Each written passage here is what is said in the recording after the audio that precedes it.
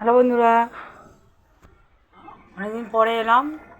লোটে মাছ রান্না করছি, দেখাবো তোমাদেরকে।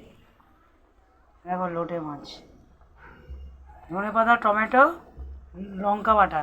খালি লঙ্কা বাটা আছে আর ধনেপাতা টমেটো আছে। এবার নুন আর হলুদ দিয়ে মাখবো এটাকে। এখানে তেল দিয়ে দিয়েছি, আর এখানে এবারে মাছটাকে মাখবো ভালো করে।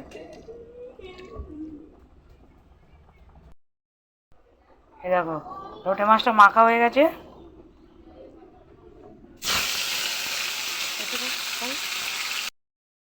এ দেখো লোটে মাছটাকে বসিয়ে দিয়েছি। এ পিঠটা ভাজা হবে, তারপরে ওই পিঠটা উল্টে দেবো। লোটে মাছটা ভাজা হয়ে গেছে, কড়াইটা ঠান্ডা করতে রেখে দিয়েছি, উল্টিয়ে দেবো পিঠটা। এবার দেখো এখানে তেল দিয়ে দিয়েছি। এখানে চুনো মাছটা ভাজছি, চুনো মাছের ঝাল করবো।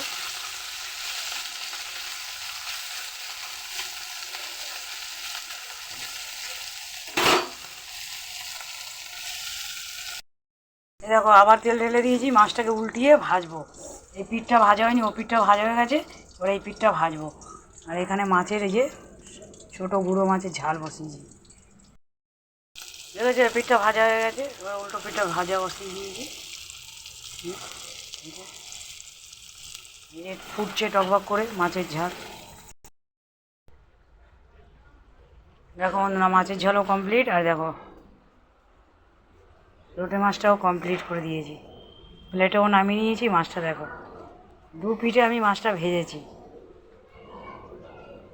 হ্যাঁ বন্ধুরা, ভালো লাগলো শেয়ার করো। বন্ধুরা ভালো লাগলে লাইক করো, আর এমনি বানিয়ে খাবে, দেখবে খুবই ভালো লাগবে।